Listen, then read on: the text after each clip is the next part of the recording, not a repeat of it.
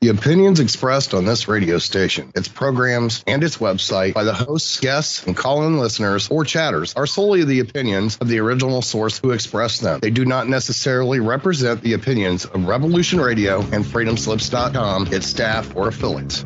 You're listening to Revolution Radio, FreedomSlips.com, 100% listener-supported radio, and now we return you to your host.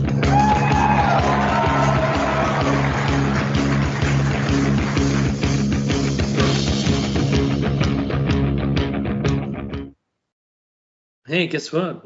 You're back with David Mackey's Shiny Side Out on freedomslips.com on the #1 listener-supported talk radio on the net. So push your donate button or subscribe to the archives. Join us via Patreon or any other way that you feel it necessary to support the station. Remember, if you like what you hear, can you help us out? Get yourself some great merchandise. You can do that from the station's website. Maybe buy a CD of your favorite host shows for a previous season. Oh, you get yourself an EMP-proof thumb drive that includes survival documents on it. You can get seed packs. I think it was a 75,000 seed pack that you can put in your freezer for years for when when things happen in our society. Be prepared.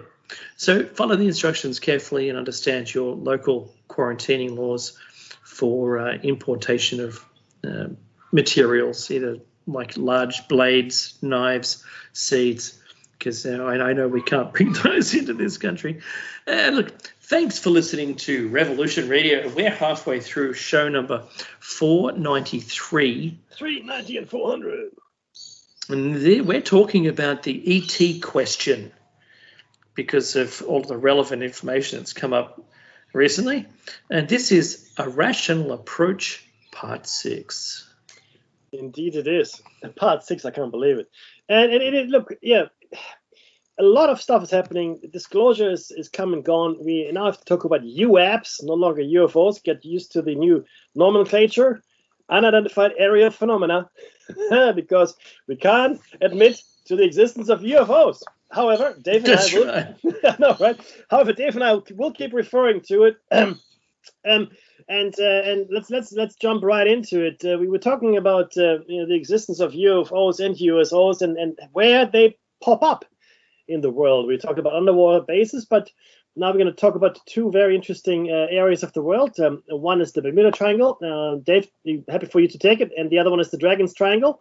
So you take whichever one you like, my friend. Mm-hmm. Yeah, perfect. I'll grab this one.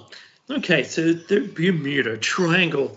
UFO and USO sightings are so common in some areas related to the water that some ship captains even intentionally divert their boats from sailing through certain areas. Where you have a lot of UFO and USO sightings, there is often weird things that happen too. So the Bermuda Triangle is off the east coast of the United States of America, if you've lived under a rock your whole life, and there are frequent UFO sightings. There may be a big UFO base or USO base beneath the Bermuda Triangle, which could account for some of the weird things that happen. Say, a ship sails over there and all the people on the ship disappear. Have you heard of things like ghost ships? Good question. Ghost ship stories are very frequent. Something comes by and takes all the people off the ship. If you want to go study people, a bunch of people on a ship would make a great population to take. That then would easily be explainable. Well, they went on a ship and never came back, like Gilligan's Island. Except you find the ship and there's no trace of even a fight. There's a cup of tea just gone cold, or dinner still there. Knives and cutlery and things are just lying around. But whoever is here has a lot higher technological sense and a higher sense of how things go on. Obviously, they are aware that if you abduct people walking down the street in the middle of town, everyone may notice. You don't want to panic all the natives. if you wanted to take the natives and do some research on them, then there are certain scenarios and situations that make it a lot easier, because ultimately you don't want the natives all up in arms and with their guns. You want them peaceful. You don't want them to be all afraid and hurting each other. So there are certain situations that make it a lot easier to go bring someone up to the mothership. In certain areas of the Earth, UFO and USO sightings are so common that people avoid even going there, like the Bermuda Triangle. That's very true. I mean, funny thing is, a lot of the native peoples of the Earth, Dave, have these taboo areas, taboo regions. They just won't go there. It's evil. And the funny thing is this: the Skinwalker Ranch, which is one of my favorite topics, as anybody that listens to the show. I wonder, truly, surely not.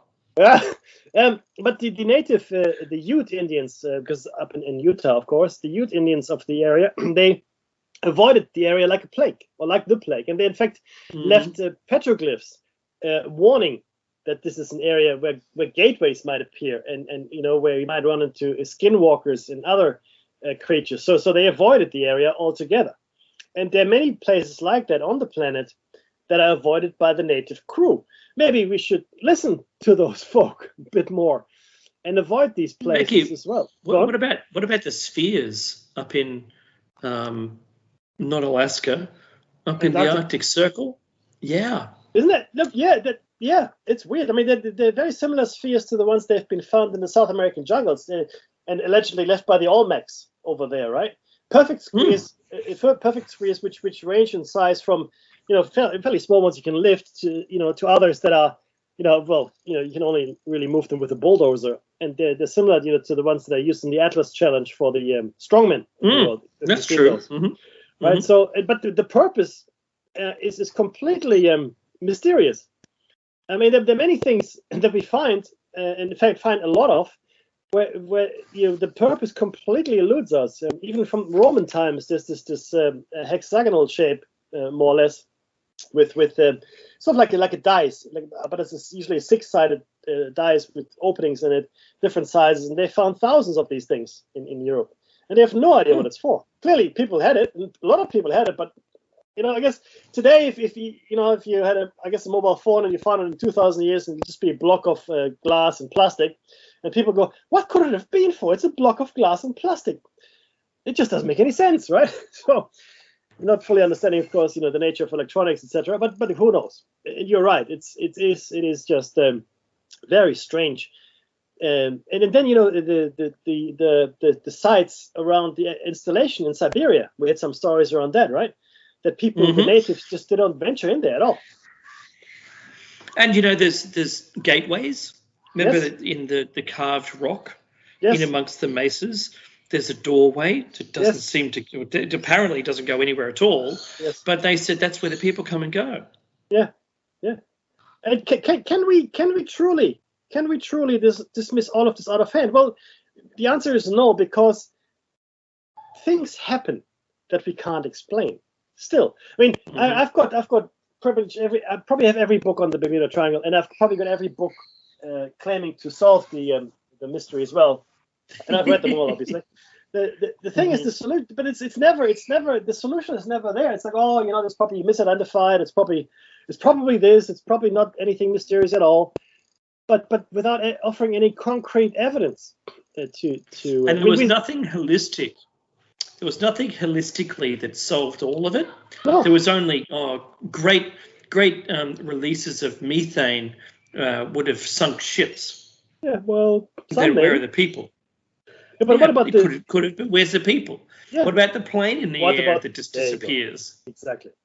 What about the plane? Mm-hmm. And then you've got accounts of people that seem to have survived certain encounters. The churning sea, the green glow that the sea was meant to have given off. The people that had flown through anomalies in the sky where the instruments malfunctioned, they lived through it, but the sky looked all wrong. The ocean looked all wrong, right, to them.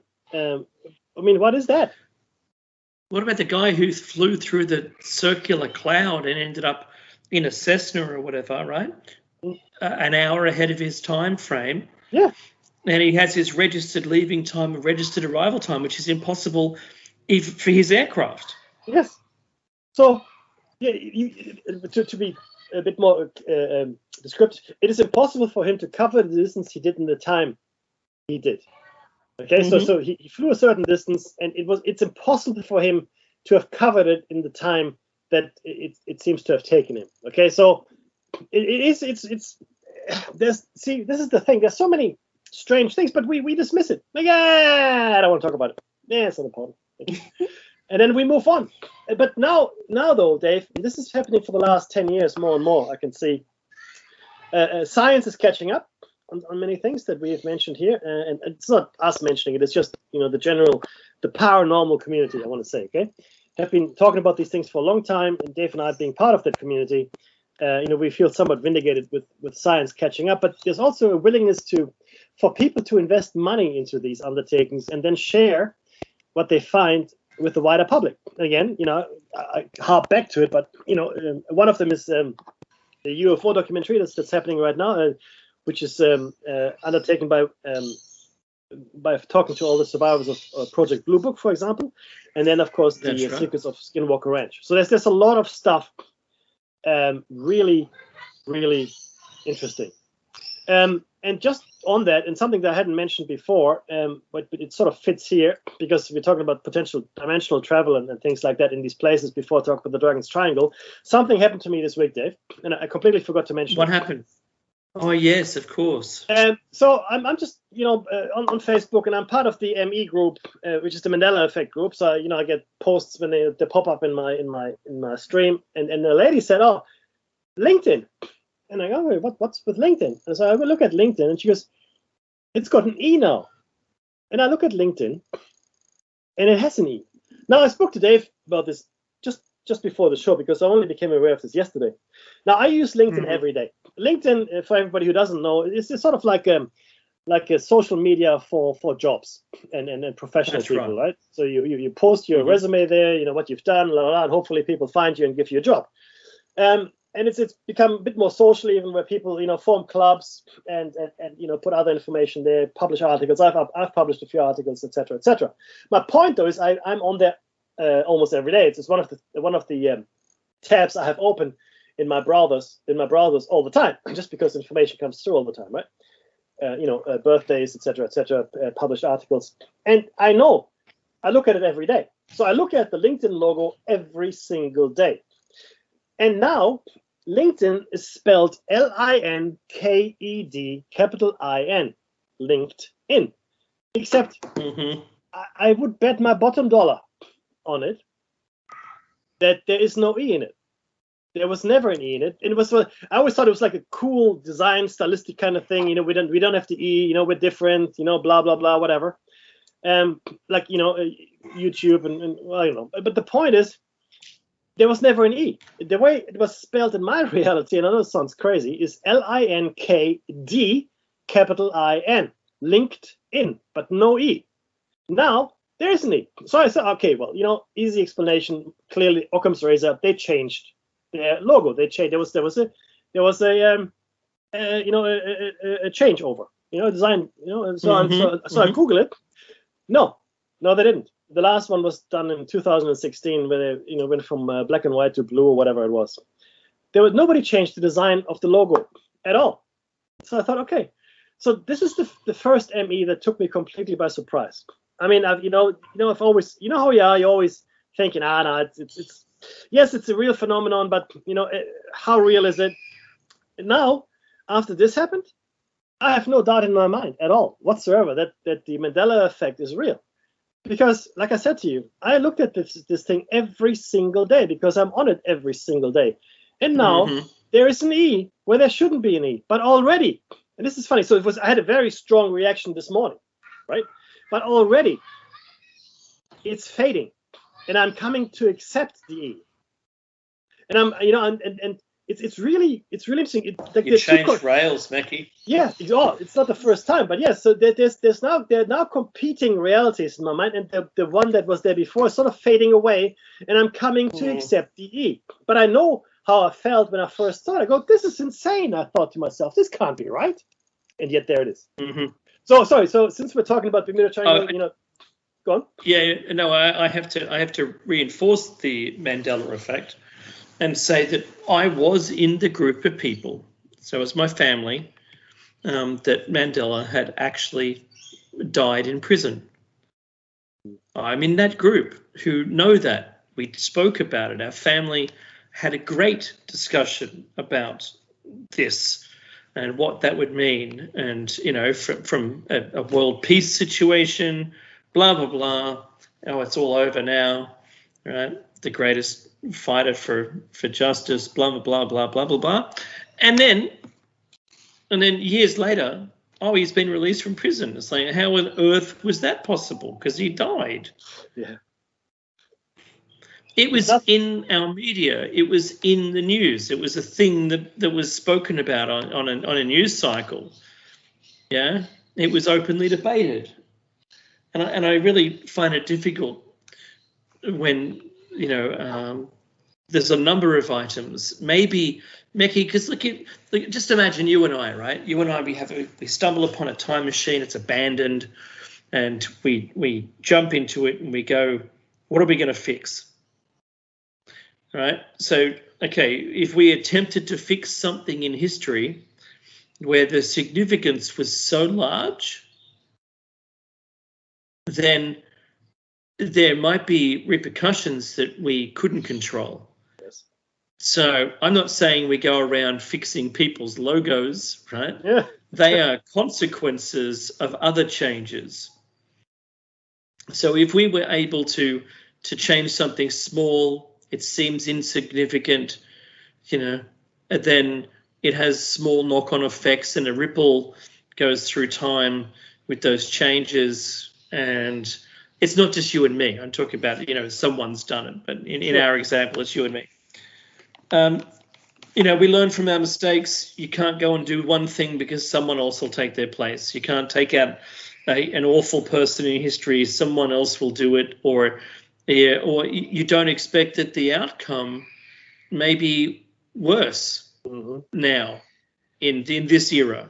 Yep. If we were to change something significant to save a bunch of people, then you know what I'm saying? I think without pinning it to any specific historical event, I think any change is going to have detrimental effects, and just how you picked and chose those things could be, I'm sure there was a TV show on this, like a military thing where they were so thought about and specific about what they chose to maintain themselves, but these are all our knock-on effects that only the fringe of people recognize, because you might go to sleep and wake up and you never notice the difference. But now we've got a group of people who are coming from both timelines and saying, hey, actually, I remember this side. No, I remember that side. And we've seen proof of Berenstain. Yep. We've seen proof of Fruit Loops. And I've seen the Mandela and non-Mandela effect, right?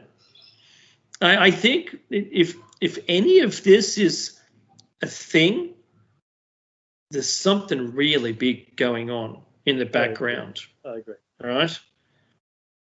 100%. And that's not worthy of tampering with my brakes, oh ye three-letter agency handler of mine. Leave it alone. Can you protect me from the banking system, please? Because I think their people are doing stuff. I'm sorry. Just a call out there for my handler, right? Fix it for me. Yeah, 100%. Look, and this is really playing with my mind, because I did jump tracks when I was younger in Germany. I was probably 13 or 14, and I think I've shared this before with you. And again, that was your deja vu event. Correct. So I had deja vu, and I remembered the deja vu, as you do, and I didn't do what I was meant to do in the deja vu. So it flashed to me, and then it was something very trivial, I have to say. It was maybe taking a plate out of the cupboard or something, something very trivial, but it flashed, and I didn't do it. When I didn't do it, and I remember this so clearly, it's so crystal clear in my mind. It's not quite like a jarring effect, but like we talk about jumping tracks. Or if you're familiar with old vinyl record players, when they jump from groove to groove, you get that. It was that kind of feeling that I had, and I have no idea what I changed. None, zero. I don't know, right? That was one event, certainly, where I didn't act in the same way that the déjà vu would, I guess, compel me to act. I did the opposite to what I was meant to do. And then another time I was walking down. You rebel. Clearly, I was walking down this stone path. Imagine, pavers, and the pavers that I was walking down, they were going in a straight line where I knew they were curving off to the left before. So I said this to my brother. It was near his house, and he goes, "No, they're always going to the left." And I said it to my wife, and she goes, "Oh, yeah, you're right. They're in a straight line." Okay.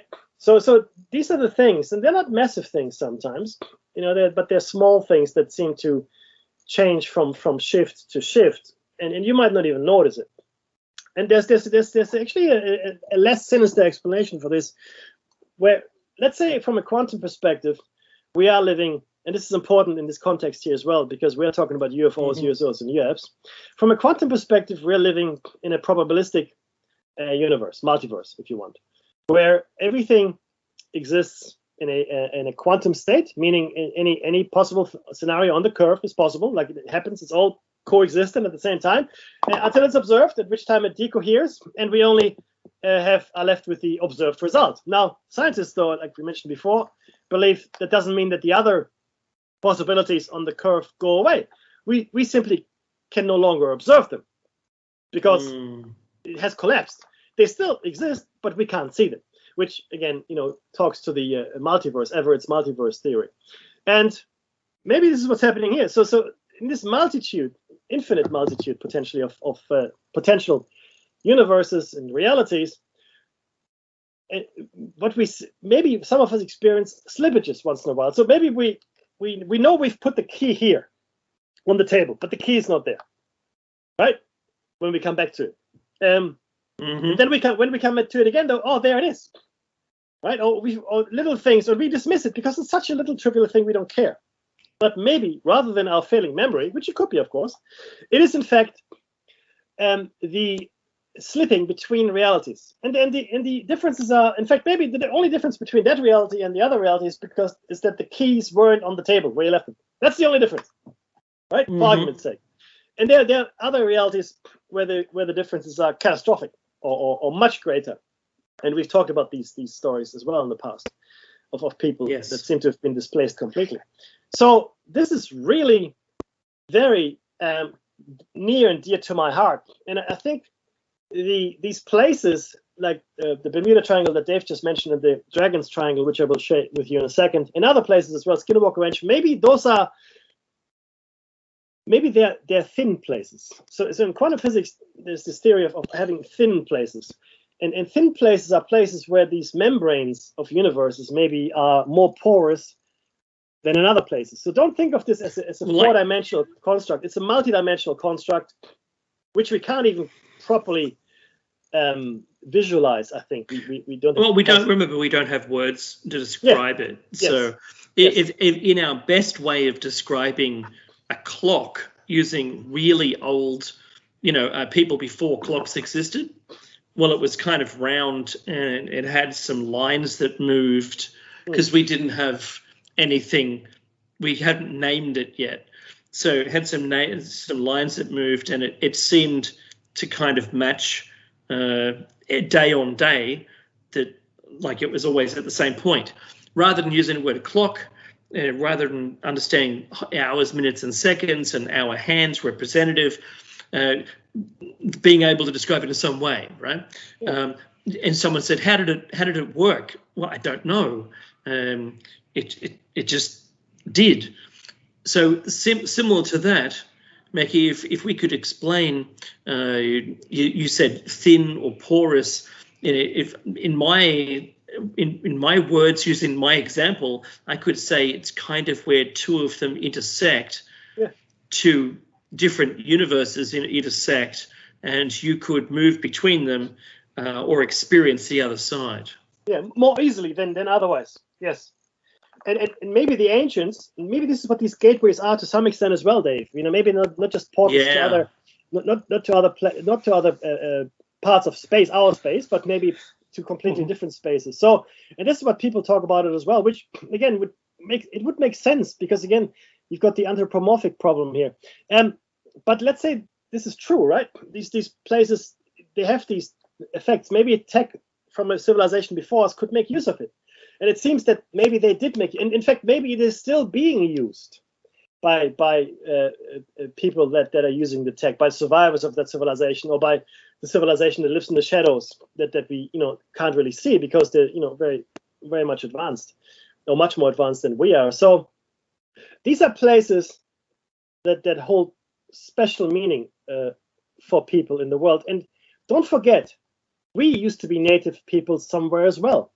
We have these special places. You look at the menhirs or the Stonehenge-like constructions around Europe, right?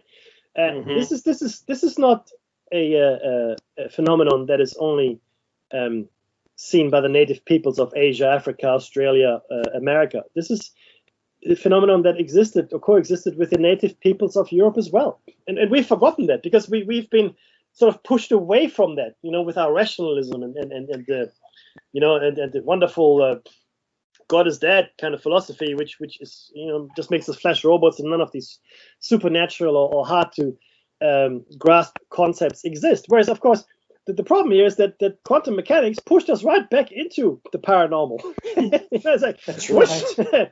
Our most advanced science has told us just how little we know, and how nonsensical the concepts and realities of quantum mechanics are, because we have experimentally proven it. We're not talking about mathematics here. If it was just mathematics, I go, who cares? You can prove anything with mathematics. Doesn't matter. No, these are experimentally verifiable things. Do you know what we did, Mackie? Tell me. We broke our world. Yes. We broke the world. It's you could say it's the Adam and Eve event of the book of knowledge, the tree of knowledge, the fruit. Yes. Because if we hadn't had done the double slit experiment, we would just be living a life of bliss in the Newtonian and Einsteinian universe. It would be perfect. We would be at a level where we knew everything that was to be known. Yeah, completely rule-based. The rules work. Yeah. Hurrah! The rules completely work, but once we did the double slit experiment, that broke our universe, and now nothing makes a lick of sense. That's correct. Yeah, in the quantum world. None. And the LH, the whatever it's called, the Large Hadron. The LHC is kind of not getting us to where we wanted to be, but kind of drifting us in a direction where, clearly billions of dollars are needed to research a dead end, but that's fine. Let them discover what the hell they want with that, right? And maybe big is better. And maybe it is the artifact from like Contact, where, only a certain little place in the middle of a 26-mile radius, collider, if you drop something just down through the center of that, you end up going to a different universe, right? Yeah. Maybe that's what it is. Yeah. And all of the rest of it is just some fancy science to trying to, siphon money out of the system to pay for this thing. Right? Look, I know it sounds ridiculous, but right now, not at all to me. None of that makes it, it sounds ridiculous. I think maybe we're onto something here. I think it's a direction where we're supposed to go after we've broken our universe. I think we have to find this thing. Look, again, it makes, look, we have to explain it. When I used to turn, I told you 2,000 years ago, right? Don't be an idiot. Yeah. Well, it would be 12,500 years ago. Yeah. We said don't be idiots.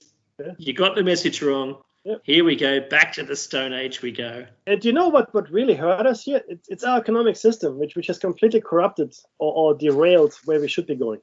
Seriously, it has. So the Renaissance came along, which was awesome, right? For the most part. Here we go. New thinking, new ideas, wonderful. And then came along, well, not just after that, but during it as well, and before that, the banking system. But it really gained momentum in the 17th and 18th century, with its clinching of power in the 19th and early 20th century. So the banking system pretty much arrested everything else. And now the system only exists to perpetuate itself.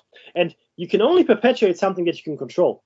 If you were to give in to all of these fanciful ideas of, endless exploration and all the things that quantum mechanics seems to hint at, and what Tesla, in fact, seems to have hinted at as well, in fact, free energy, the economic system would simply collapse and we would live in a post-scarcity society. So I think that our economic system has stopped us from exploring free energy, quantum in its true form, and all of Tesla's revolutionary ideas. I think that is the single biggest reason that we have not seen any advances in many areas in the world. I'm not saying they don't exist, I'm saying we haven't seen them. Let me quickly do the Dragon's Triangle, because I know I promised to talk about Haiti, and I will do that once I've talked to you, because Haiti is a special place as well, and that's why I want to mention it. It's very, very important to understand Haiti. Now, the Dragon's Triangle, right? And now it's not just the Bermuda Triangle, right? That is strange, like we've said. There are other places on almost exactly the opposite side of the Earth, in about the same spot off the coast of China and Japan, right, in the South China Sea. Pardon my French. There's something called the Dragon's Triangle. And that's actually, as notorious as the Bermuda Triangle, with many similar properties. Disappearing ghost ships, planes that mysteriously go missing, etc. And then you might also recall, while it wasn't directly in there, there was a plane near that area in Malaysia that not recently, but it disappeared and still hasn't been found. So this is not MH370. There you go. Now, the news stories had a lot of fun with it. They didn't know quite what to say because they didn't want to sit there and say something like a UFO thing happened, obviously. Now, here's what happened. The plane was flying and disappeared off radar. It just vanished. It didn't go down. It didn't crash. And anything, that could be seen. Whatever its altitude was, there was no obvious problem, and it just completely vanished. To this day. Now, sure, there could have been some mechanical failure, and that could happen some of the time, but how many times will things like that happen? Is there something going on that we miss? And don't forget, we never found the black box. We always find the black box. We always find the black box. Even if we can't get to it, we find it. We didn't. Mm-hmm. Even if 99% of things like that are truly just a mechanical failure or something weird, now you would think if it was normal routine mechanical failure, it wouldn't have been so newsworthy. Often these weird things do get noticed. They do get reported on the news, and they are often conveniently labeled. For example, we don't know what happened here. It might have just been a mechanical failure or something. Right? The plane just disappeared, and these things are actually very common. Okay, the stories are legion. Now, it doesn't have to be anything sinister involving UFOs. It might be a natural Earth phenomenon. Right? UFOs and USOs seem to understand the natural things that happen on Earth, like these energy vortices that seem to appear out of nowhere. It does seem that way. So the UFOs, USOs even actually are found near ley lines. I don't know if you're aware of this. Okay, they move along ley lines. Okay, the ley lines are the Earth. Like, think of Earth's acupuncture. The sort of the chi, the energy lines of the Earth. Again, and a lot of the old ancient magical cities and places are built on either nexus points or very strong ley lines, like Stonehenge. In fact, a lot of the churches, the early churches, are built on ancient sacred sites that would usually be on top of nexus ley line points, because the energy is a lot stronger. So it is no surprise, I don't know if you've felt it yourself, if you go to those places, old churches, Gothic churches, etc., even ancient temple complexes, that you feel differently. There's something about those places. And that's because that's where these lines intersect, or even sometimes, a single strong line runs through it. And the ancients, the Druids, etc., they knew about these things. And that's why they were built on those places. And that's why the Christians, when they came along, and the Muslims too, with the mosques, again, the Temple of Solomon in Jerusalem is a place like that, right? Or the Temple of the Rock, which is now the mosque. These are all. So, Meki, yeah, even the Norse gods told them where to build their fortresses. There you go. And they did, and they fell on ley lines as well. Yes, sir. And ley lines, for all intents and purposes, you can think of as free energy conduits. If you know how to tap into it. And it's a tech that we have completely forgotten. And that's why I said before, not this show, but many other shows, that the tech that might have existed before ours, in other civilizations before ours, civilizations like Atlantis, Lemuria, etc., that might have gone the way of the dodo, would have been using very different tech to the tech we have today. So we shouldn't be looking for iPads and iPhones in the sand. We shouldn't be looking for things that we recognize as tech. We should be looking for other things, right? And it would be completely different tech and know-how to what we have today. And they might have developed along completely different lines to what we have today. Right? Some might be similar, but I think a lot of things would be different. Now, sorry, I do want to quickly talk about Haiti, because I did promise it a number of times. It does fit into this space of special places. Haiti is a cursed place. Why is it a cursed place, Meki? And who cursed it? So there is such a thing as magic. You have to just accept it. You have to accept that magic is just another form of energy. I'm sorry, but I know this is not something people like to hear, but it's a thing. And again, we're steered away from it. We are discouraged from exploring it. It's neither good nor bad. It's like electricity. It's how you use that energy, right? Think of it as energy, and it can be used, if you know how to, for good, for bad, for indifferent purposes. Just like electricity, right? It can light a room. It can cook you a meal. It can electrocute you and kill you, right? So think of magic in that fashion. Now, why is Haiti cursed? Haiti is the only successful slave revolution in history. It's the only one that succeeded. Okay. This is a while ago. It happened when did it happen? Let me just double check. In the 18th century. Okay. And what differentiated it from all the others? They stayed free. So the slaves in Haiti rebelled against their French overlords, as it were, back in the day. Okay. And they managed to stay free. Okay. The main insurrection started in 1791. I guess the revolution was in the air, right? And in the valuable French colony of Saint-Domingue. Inspired in part by the egalitarian philosophy of the French Revolution, black slaves launched an organized rebellion, killing thousands of whites and burning sugar plantations to gain control of the northern regions of Saint-Domingue. The unrest continued until 1794, right? And the famed rebel general Toussaint Louverture then joined forces with French Republicans, and by 1801 had established himself as governor of the island. But when Napoleon Bonaparte's imperial forces captured Louverture in 1802, attempted to reinstate slavery, these former slaves took up arms again.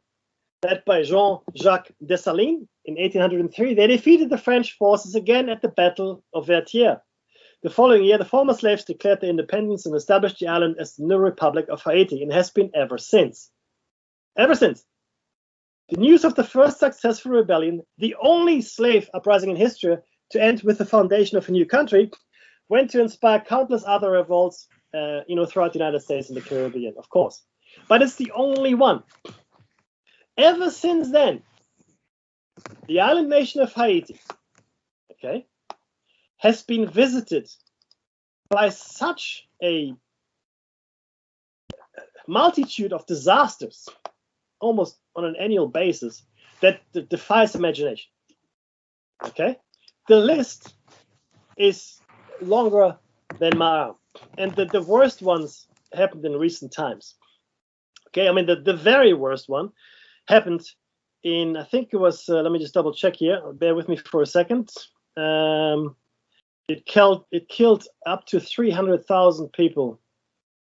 So, just bear with me just for a second. I had it earmarked here. 2008. I want to say 2008. No, maybe not. That's not it. 2010. 2010. January 12th. Magnitude 7 earthquake.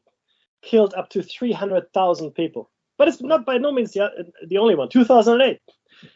15,000 families affected. 3,000 homes destroyed. 2007. Storms.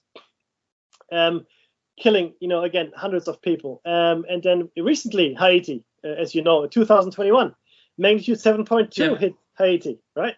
Killing, by now we know, more than 2,000 people, and it's the strongest earthquake to strike Haiti since 1842. But this island is cursed. It was cursed by the parasites because it showed the world that slaves can free themselves. Okay, hurricanes hit Haiti on a regular basis. 2012, 200,000 people left homeless. Okay, in 2010, a cholera epidemic hits outside Port-au-Prince, killing 3,500 and sickening over 340,000. And then November 5, a couple of weeks after, Hurricane Thomas hits and kills at least 10 Haitians, and causing damage and worsening the already existing cholera epidemic. 2010 was the worst year for Haiti. But these things happened since 2000. Since 2000, on almost an annual basis. It's like speeding up. Before then, and there's a volcano there too. Yeah.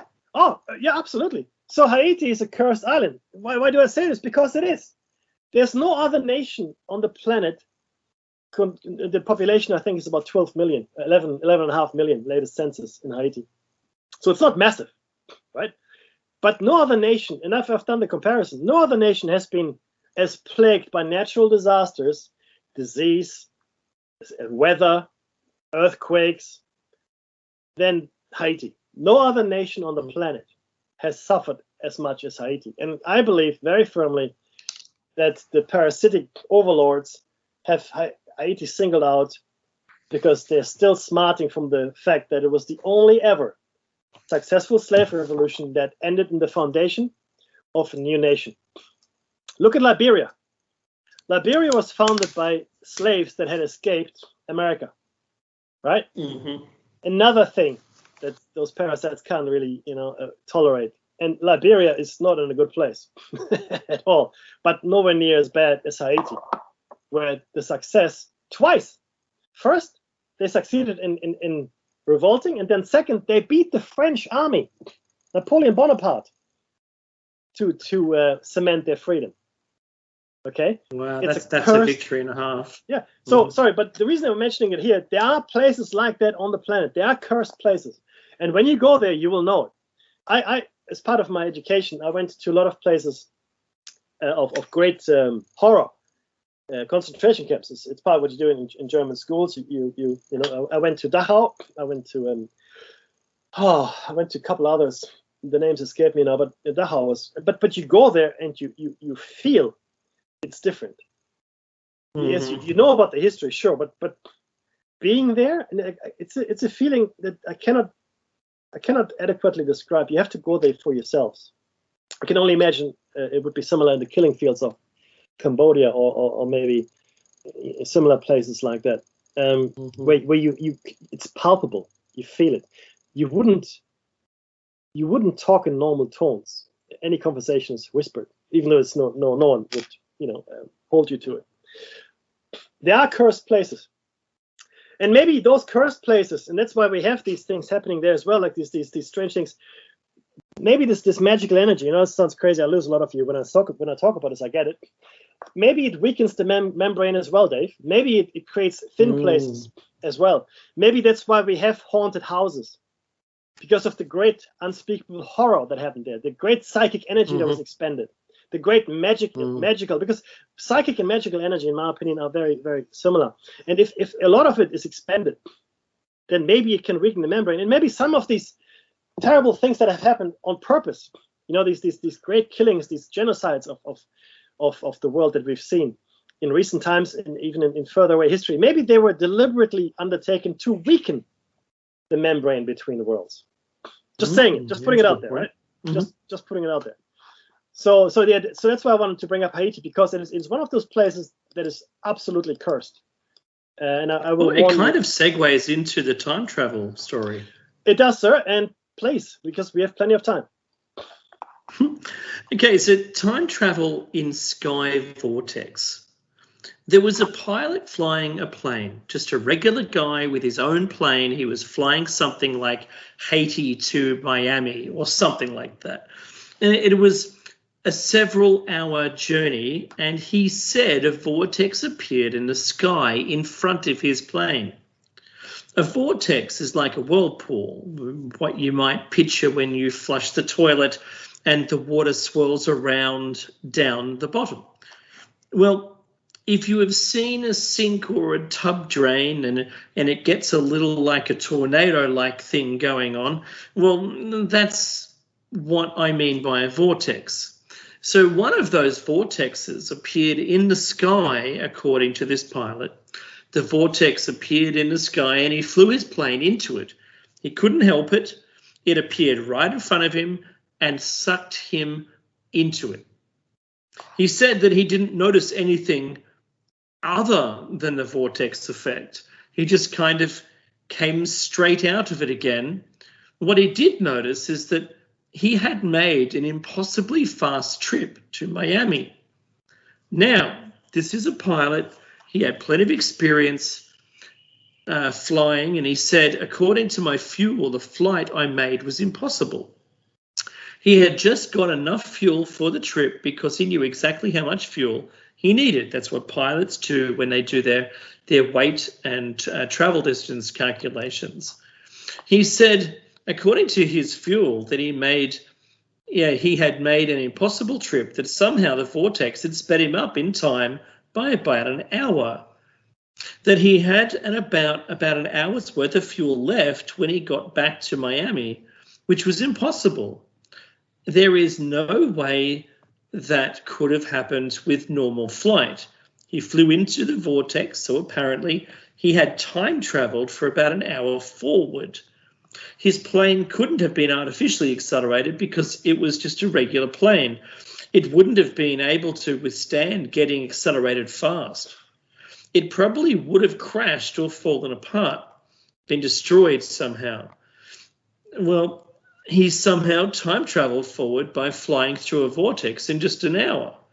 Now, imagine if you knew how that worked and you could intentionally set your spacecraft up to work in line with what naturally occurs on Earth.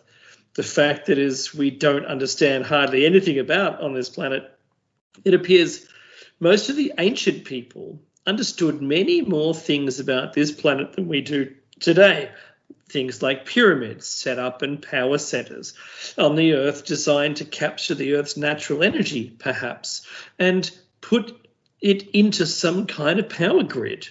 Maybe like if you have nodes around the Earth and all they need to do is get power injected at them and then they all light up. Yeah, that's what we're talking about here. And now that the overall control agents or the people or the agencies that control these power grids and power plants, whatever you want to call them, have largely disappeared. Obviously, some are still intact, still some are still working. Maybe some are malfunctioning. Maybe the inner Earth or Moon or whatever civilization we share this planet with are using some of them. Maybe they don't have the know-how anymore to repair it. I mean, maybe the thin spaces that we have are causing too much damage now, and there's too much reality bleed. This is maybe the thing. The nuclear weapons we've let off have damaged that. Bingo. Well. And maybe, you know what? Maybe intentionally too. Yeah. Maybe the thing is this. What seems to matter is large amounts of energy. No matter what energy, be it nuclear energy, electrical energy, psychic, magic energy. I don't care what energy you want to use. I think you apply enough energy, you seem to be able to push through things. membranes. Otherwise, I mean, it seems to be a matter of force, not the gentle persuasion like you would, if this was proper tech and we understood it, then it shouldn't require this violent force to do anything with, if you know what I mean, right? It should just work. Yeah. If you truly understood it. I mean, think about flight. I mean, flight used to be quite rickety. Now we understand aerodynamics, and we can build things that are much smoother going through the atmosphere because we understand it better, right? Similarly with boats and so forth, we the more we understand, the better we can make things. And it's probably the same with this. We're trying to brute force something that we don't fully understand, and not really understanding what the brute force will do, right? I mean, is there someone pushing back? Maybe places like the Skinwalker Range are places where this whatever it is pushing back on us, right? Maybe the Bermuda Triangle, the Devil's or Dragon's Triangle in the South China Sea, that's a place where this thing is pushing back on us. I don't know. How about this one, Mackie? How about this? Imagine if the grid that was set up with all the nodes was a protection device, and we've stuffed it. Yeah, makes sense. And maybe the Russian one still works. Who the hell knows? Yeah, that was meant to be a planet protection system. Yeah, quite possibly. Right? And maybe. But maybe there's more we haven't found. Oh, look, I have no doubt. Look, we're looking in all the wrong places anyway, right? That's for sure. Mm-hmm. Look, I think we have time to quickly talk about weird missing planes, and then go. Your time starts now.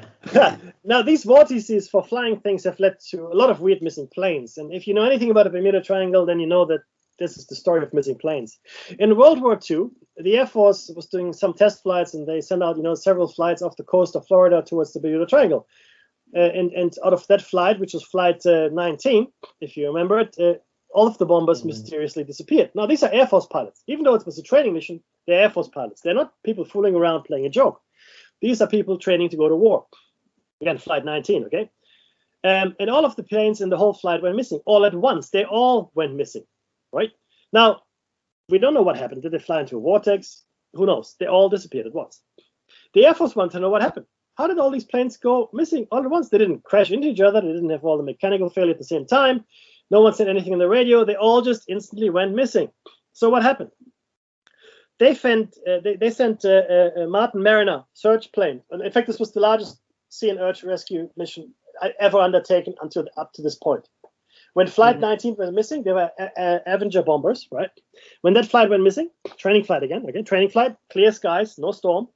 When that flight went missing, they set in motion this massive air and water surge. And the funny thing is this: the Martin Mariner, or one of the Martin Mariners, also disappeared. Gone completely. Mm-hmm.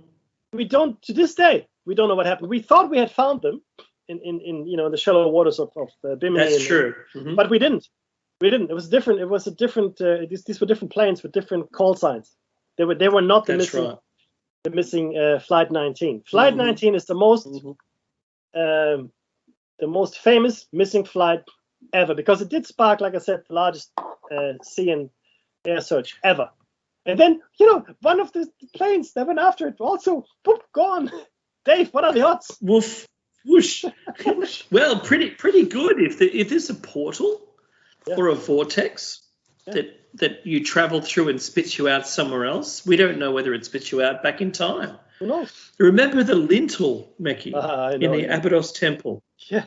Maybe. It shows technology as an output there that they thought important enough to document.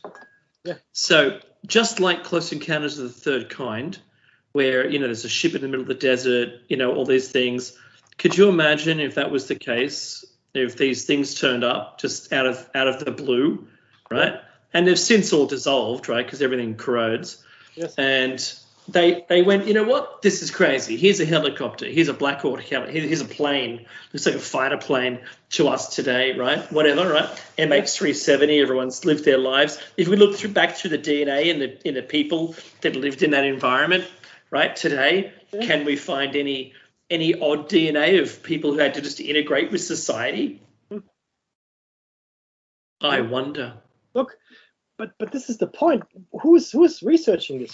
Some people, these days, some people are. They do, right? And I believe that a lot of governments probably secretly do this as well, because, I mean, people aren't stupid, right? And while they might not be able to overtly admit that this is being researched, or that's being looked into for whatever reason, I guarantee you, because it is such a prevalent phenomenon, and this and it not only that, it's such a multifaceted phenomenon. I mean, this is phenomena, colliding with each other, imploding into each other. And look, we only have a minute left here, so I want to quickly tell you what's going to wait for you next week. Next week, we're going to spend a bit of time on cattle mutilation. There's an article I found recently, June 7, 2021 in Australia, which will give us a lot of insight into the phenomenon. But yeah, so that's what's going to come up next week. Don't go away. Gervais is coming up with an awesome roundtable, I'm sure, right, Dave? Completely. This has been David Mackey's Shiny Set Out, and we'll catch you next week. So take care and stay tuned.